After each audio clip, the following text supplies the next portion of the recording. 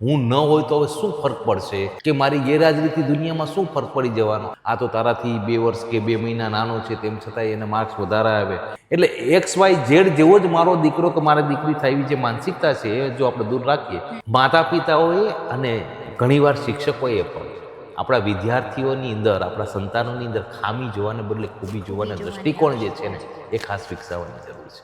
યાદ રહેશે કે પપ્પાને એના ભાઈબંધોને પાન માવાની ખવડાવવાનો સમય હતો, મમ્મીને અને બેનપણીની સાથે એ આઈસ્ક્રીમ ખાવાનો સમય હતો, પણ મારા માટે ઢીંગલી લેવાનો સમય નહોતો. પાડોશનો મયુર કે પડોશનો પરેશ એનું એન્જિન મારાથી પાવરફુલ ન હોઈ શકે. વારસો એને જે આવ્યો છે એની અંદર પણ ક્યાંક ને ક્યાંક નાના મોટી બાબતો રહેલી હોય છે. નમસ્કાર દર્શક મિત્રો, આપની સાથે હું આકાંક્ષા ગુંડલિયા. તમે જોઈ રહ્યા છો ઓવર રાજકોટ. આજે મારી સાથે ખાસ વાતચીતમાં જોડાયા છે યોગેશ સર, કે જેઓ સૌરાષ્ટ્ર યુનિવર્સિટીમાં મનોવિજ્ઞાન ભવનના પ્રોફેસર અને અધ્યક્ષ છે. જે રીતે સર્વે જાણે છે કે આજે બોર્ડનું રિઝલ્ટ આવ્યું છે, તો ખાસ આજે બોર્ડના રિઝલ્ટ અંતર્ગત જ મારે સર આપની સાથે વાતચીત કરવી છે કે એક પરિસ્થિતિ સર્જાતી હોય છે કે બોર્ડના વિદ્યાર્થીઓ બોર્ડ આવે એટલે પરિવાર તરફથી પણ કે હવે તારે 10મું છે 12મું છે, એક પ્રેશર હોય છે, ટેન્શન હોય છે. તો એનાથી માનસિક સ્થિતિ કેવી રીતે બાળકના ભણતર પર અસર કરે છે એ વિશેની માહિતી. બહુ સરસ સવાલ તમે કર્યો છે ને. તમારા માધ્યમથી હું દર્શકોને જણાવીશ કે આ પ્રકારનું જે પ્રેશર જે છે ને પરિવાર અને પરિવાર કરતાં સમાજ અને આડોશ પડોશના માહોલમાંથી વધારે બાળકો પર આવતું હોય છે.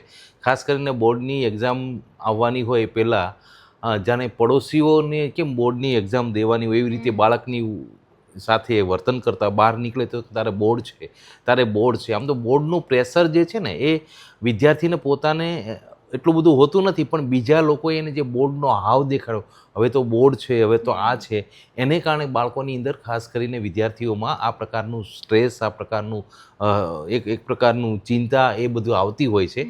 અને એ ચિંતામાંથી મુક્ત થવા માટે એને પોતાનો આત્મવિશ્વાસ જે છે ખાસ એ જાળવવો જોઈએ.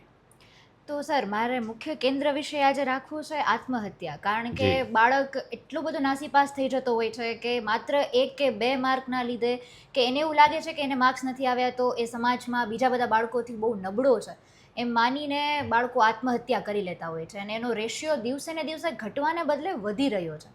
તો એ વિશે શું કહેશો? આ રીતે જે બાળકો પર દબાવ નાખવામાં આવે છે એનું મુખ્ય કારણ છે? જી, આને હું 2 વિભાગમાં વાત કરીશ. પહેલાં તો કે બાળકો નબળા છે એવી જે વાત જે થાય છે કોણ કરે છે, તો કે પરિવાર અને માતા પિતા ખાસ કરીને, અને અમુક અંશે ક્યાંક ને ક્યાંક શિક્ષકો પણ એને બીજાની સાથે જ્યારે સરખામણી કરતા હોય છે કે ભાઈ આનું જો અને તારું જો, આનું જો અને તારું જો.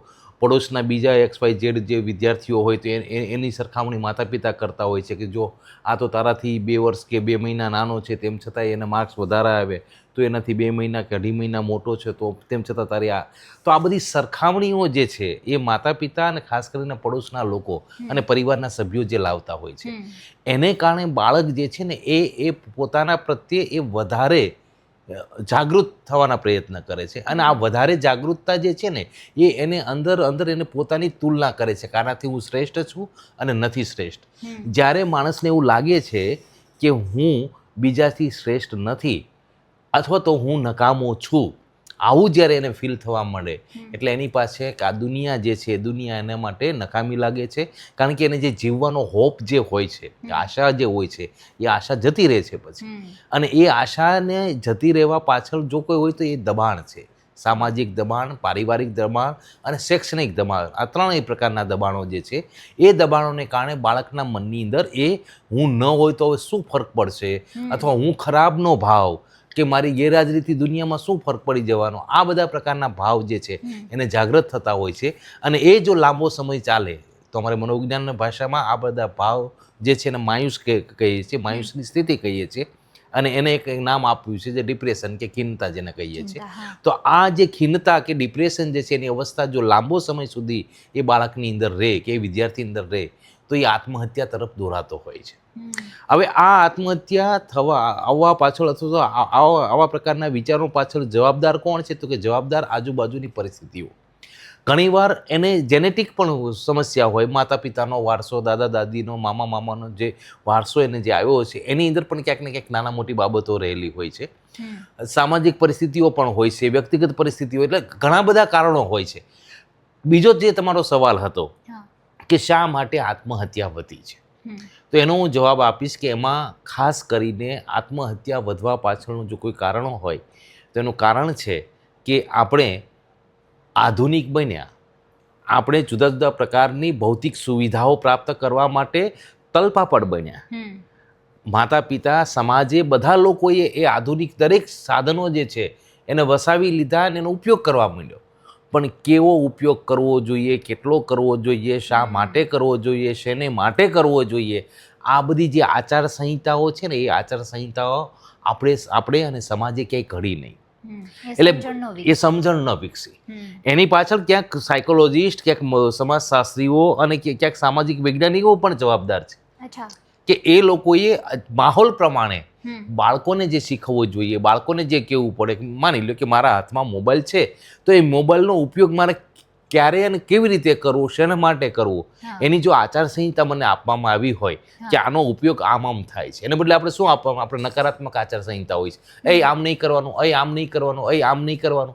બાળકોને જે આવી નકારાત્મકતા માતા પિતા, શિક્ષકો અને બીજા દ્વારા મળે છે, એટલે નહીં કરવાનું જે આવશે ને ત્યાં બાળકનું આકર્ષણ વધી જશે કે મને શું કામ ના, શા માટે ના પડે. અને હંમેશા તમે જોજો, તમે પણ તમારા જીવનની અંદર અનુભવ કર્યો છે, મેં પણ કર્યો છે, કે તમને એમ કહે કે અહીંયા જોતા નહીં, એટલે આપણને એવી કઈ વસ્તુ છે કે જ્યાં આપણને જોવાની ના પડે, ઉત્સુકતા જાગે, એટલે એક કુતૂહલ જાગે છે, એક પ્રકારની જિજ્ઞાસા વૃત્તિ જાગે છે.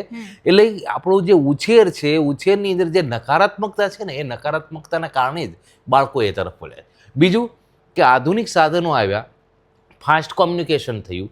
આ ફાસ્ટ કોમ્યુનિકેશનને કારણે આપણી અંદર એક પ્રકારની અધીરાઈ આવી. આપણે 2 મિનિટની અંદર મેગી ખાવાવાળા બાળકો થઈ ગયા છે. અને એને 2 મિનિટની અંદર જે મેગી બની જાય છે એમ જ એની બીજી કોઈ માનસિક કે બીજી કોઈ જરૂરિયાત હોય એને પણ 2 મિનિટમાં જ એને પ્રાપ્ત કરી લેવો છે. એટલા માટે એને ટીવીમાં જોઈને એને ક્યાંક ને ક્યાંક એ કોઈ સીન જોઈને એને તાત્કાલિક રૂપિયાવાળું બની જવું છે, તાત્કાલિક ગાડી બંગલા જોઈએ છે, તાત્કાલિક આ બધો સંતોષ કરવો. અને તાત્કાલિક સંતોષ કરવાની અંદર એ વ્યક્તિ કોઈને કોઈ ગુનાહ વૃત્તિ તરફ અથવા તો આત્મહત્યા વૃત્તિ તરફ વળતો હોય છે. તો આની પાછળ ક્યાંક ને ક્યાંક આપણી સમાજની વ્યવસ્થા પણ છે. હું તો અવારનવાર કહેતો હોઉં છું કે આપણું પેરેન્ટિંગ જે છે ને એ પણ એના માટે ઘણા અંશે જવાબદાર છે. એટલે ઘણીવાર શાળામાં પણ બાળકને એ શીખવાડે છે કે તારે 99.99 કેમ લાવવાના છે, પણ એ બાળકને જો એ નથી આવતા તો એને શું કરવાનું છે એ ક્યારે શીખવાડવામાં નથી આવતું. રાઈટ. તો જે માતા પિતા છે આવી રીતે બાળકોને આ સરખામણીનો જે માપણી છે એમાં ધકેલી દેતા હોય છે કે તું આવો છે, તું આવી છે. તો એ માતા પિતાને તમે શું કોઈ ખાસ સંદેશ એવો દેવા માંગો છો જ્યારે આજે રિઝલ્ટ આવ્યું છે ત્યારે? આજે ખાસ કરીને 12મા ધોરણનું જે રિઝલ્ટ આવ્યું છે એના આધારે હું વાલીઓને કહેવા માંગીશ કે મારી તમને એક ટકોર છે કે તમારે દીકરો જોઈએ છે કે નોકરી જોઈએ છે, તમારો દીકરો જોઈએ છે કે ઉચ્ચ હોદ્દાઓ જોઈએ. કારણ કે આજે તમે જુઓ કે જ્યારે સંતાન હોતા નથી ને ત્યારે આપણે બધા એમ કે ભાઈ તું જે કહે પણ હું એ ભગવાન મને સંતાન આપ. સંતાન મળી ગયા પછી આપણે બધાને એક લાલચ જાગે છે કે મારો દીકરો છે ઉચ્ચ હોદ્દા પર બિરાજે. ઉચ્ચ હોદ્દા કરતાં આપણો પરિવાર જે છે, પરિવાર એ શાંતિથી રહે, સારી રીતે રહી શકીએ, સંસ્કારી બને, આ માટેના પ્રયાસો જે છે ને અગત્યના છે. આપણી માનવ ધર્મ આપણો શું છે? તો કે આપણો માનવ ધર્મ એ છે કે આપણે આપણી પેઢીને આગળ વધારીએ. એટલે પેઢી દર પેઢી આપણી આગળ વધે એ માટે આપણે શું કરવાનું હોય તો કે આપણા સંતાનો જે સ્વરૂપે છે એ સ્વરૂપે આપણે એને સ્વીકારીએ. જો માતા પિતા એના પોતાના સંતાનોને જે સ્વરૂપે છે એ સ્વરૂપે સ્વીકારશે તો આગળ જતાં એ બાળકો પણ એના માતા પિતાને જે તે સ્વરૂપે સ્વીકારશે.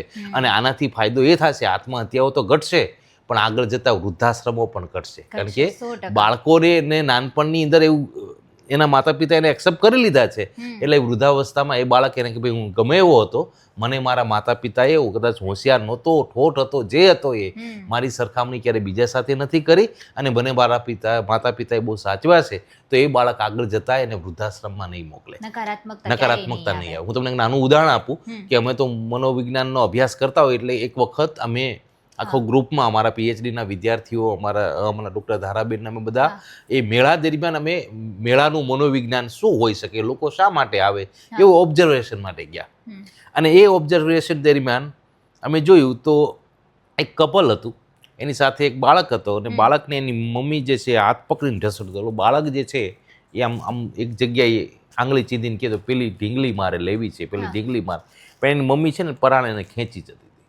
એટલે બાળક આમ એવી રડતો હતો અને એવી પેલી રીતે એની મમ્મી સામે, પપ્પા સામે જોતો. ત્યાંથી થોડાક આગળ આવ્યા તો એને એક બે બીજું ફેમિલી મળ્યું, એ બધા ત્યાં, એટલે મમ્મીએ બરાબરનો હાથ કચકચાઈને પકડેલો, બાળક છૂટી શકે એમ નહોતું એનાથી, અને એ તરત પરિવાર મળ્યા, એમાંથી બૈરાઓ હતી બાજુમાં ગયા, પેલા જેન્ટ્સ હતા એ પેલી સાઈડ ગયા, અમે તેનું ઓબ્ઝર્વેશન કરતા હતા. પેલા જેન્ટ્સ ત્યાં જઈ અને પાન માવાની દુકાને જઈને એ ભાઈ એ કરવા માંડ્યા, ઓલી બહેનો જે છે એ બધી ભેગી થઈને ત્યાં આઈસ્ક્રીમની દુકાને ત્યાં આઈસ્ક્રીમ ખાવા. આ બાળકને પૂછ્યું, મારે નથી ખાવું, એ આમ પેલી ઢીગલીની જ વાત. અને પછી મારી સાથે મારા પીએચડીના વિદ્યાર્થીને મેં કીધું, મેં જો કીધું આ બાળક જે છે ને એ અત્યારે આશ્રિત છે, ડિપેન્ડન્ટ છે, પણ એને યાદ રહેશે આ મેળો, યાદ રહેશે કે પપ્પાને એના ભાઈબંધોને પાન માવાને ખવડાવવાનો સમય હતો, મમ્મીને અને બેનપણીની સાથે એ આઈસ્ક્રીમ ખાવાનો સમય હતો, પણ મારા માથે ઢીંગલી લેવાનો સમય નહોતો. આ જ બાળક આગળ જતા એ માતા પ્રત્યે એક પ્રકારનો નકારાત્મક ભાવ એની અંદર ઉપસી શકે એમ છે. તો આવી જે કેટલીક નાની નાની બાબતો છે એનો પણ જો ખ્યાલ રાખવામાં આવે માતા પિતા તરફથી, બાળકનું પરિણામ કદાચ નબળું આવ્યું છે તો પરિણામ નબળું આવે છે, આપણો દીકરો નબળો નથી. આપણો દીકરો તો સબળ છે, કદાચ પરિસ્થિતિને આધીન કદાચ તો વિષયમાં એનો એટલો કદાચ પ્રાવીણ્યતા નહીં હોય તો કદાચ ઓછું આવ્યું છે, પરિણામને કારણે આપણે દીકરાને એમ કે તું તો નકામો છો. ના, મારો દીકરો ક્યારેય નકામો હોઈ ન શકે.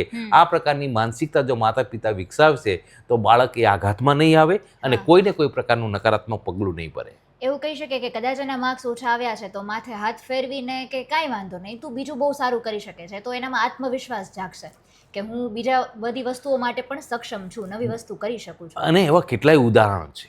એક ઉદાહરણ છે ડેનિયલ લીલીનું, અમેરિકાની ડાન્સર છે, કોરિયોગ્રાફર છે અને સારામાં સારી એક્ટ્રેસ પણ થઈ ગઈ, વર્ષો પહેલાની વાત છે. એ જ્યારે નાની હતી ને તો એ ક્લાસરૂમમાં બરાબર બેસી ન શકતી, થોડી વાર બેસે એટલે ઊભી થાય અને બહાર નીકળી જાય, વળી આમ પર ધમપછાડા કરે, એટલે મોટા ભાગના એના ટીચરો છે ને કંટાળી ગયા અને માતાને બોલાવી કે ભાઈ આ તમારી દીકરીને લઈ જાઓ કે આ ભણી શકે એમ નથી, એટલે અથવા તો તમારે ભણાવ્યું ને તો એને સ્પેશિયલ કોઈ સ્કૂલની અંદર મૂકો કે જ્યાં અમારા બીજા બધા વિદ્યાર્થીઓને કે આને કારણે કે ડિસ્ટર્બન્સ ન થાય. એટલે એ લેડી જે છે ને મધર, એને વિચાર્યું કે ભાઈ આવું શા માટે, એટલે એને એક બે વ્યક્તિને મળ્યા, એમાં એક સાયક્રેટિસ્ટને મળ્યા અને એને મળીને પછી એને પૂછ્યું કે શું આ મારા બાળકની અંદર આ પ્રકારની પ્રોબ્લેમ છે, મને જણાવો.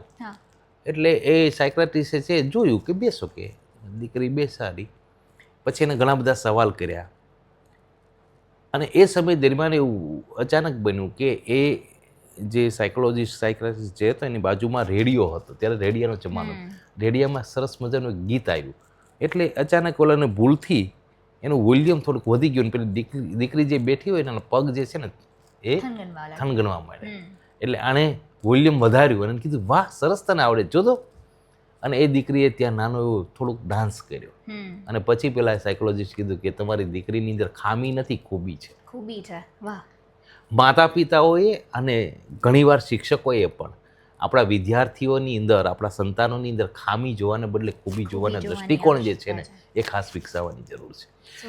એ લેડીએ પોતાની દીકરીની અંદર એક ખૂબી જોઈ, એ સાયકોલોજીસ્ટે એને કીધું એ પ્રમાણે એ જ દીકરી મોટી થઈને ડેનિયલ લીની બની. તમે આજે પણ સર્ચ કરી જોજો, અમેરિકાની મહાન ડાન્સર એ બની શકી. એટલે ઘણીવાર આપણે એવું કરીએ છીએ કે આપણે બાળકોને જે રુચિ જે છે રૂચિને પારખતા નથી. 3 ઇડિયટ એક વાર નહીં 1000 વાર કદાચ આપણે ત્યાં આવશે ને, તેમ છતાં માતા પિતા એ સરખામણી તેઓ ક્યારેય ભૂલશે નહીં. એની પોતાના જે ભાવ હતા એ ભાવ એ પોતાના દીકરાઓમાં, પોતાના સંતાનોમાં એ જોશે અને એ જ પ્રમાણે એ વર્તે. પરિસ્થિતિ બદલાણી છે. આજે એક સમય એવો હતો કે જ્યારે જૂનું હતું બધું, અત્યારની પરિસ્થિતિ ચેન્જ થઈ છે. તો ચેન્જ પરિસ્થિતિની અંદર આપણે પણ માનસિક રીતે પણ પરિવર્તિત થવું જોઈએ. એ માતા પિતાએ ખાસ સમજવાની જરૂર છે. એટલે કોઈની સરખામણી ન કરે. સરખામણીના સંદર્ભમાં હું તમને એ તમારા માધ્યમ દ્વારા હું દર્શકોને જણાવીશ કે સરખામણીની અંદર બાળકો ઘણીવાર એવું કહેતા હોય છે.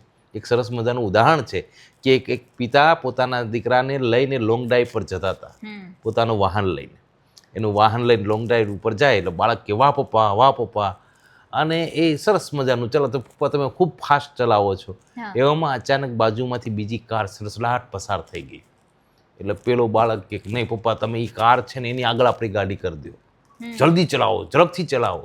એટલે પેલા ઘણો પ્રયત્ન કરે પણ એની ગાડી જે હતી એ ઓછા સીસીની હતી અને એનું એન્જિન જે હતું એ એન્જિન એ ગેસવાળું હતું, અચ્છા એટલે વધારે ઝડપથી કે વધારે સ્પીડથી પહોંચી શકે એમ નહોતું. તો થોડીક વાર પ્રયત્ન કર્યો પછી ઓલો દીકરો માનો જ નહીં, પપ્પા તમે એની આગળ જ કરી દો, એની આગળ જ કરી દો, અને આગળ જ કરી, બહુ જીદ કરી.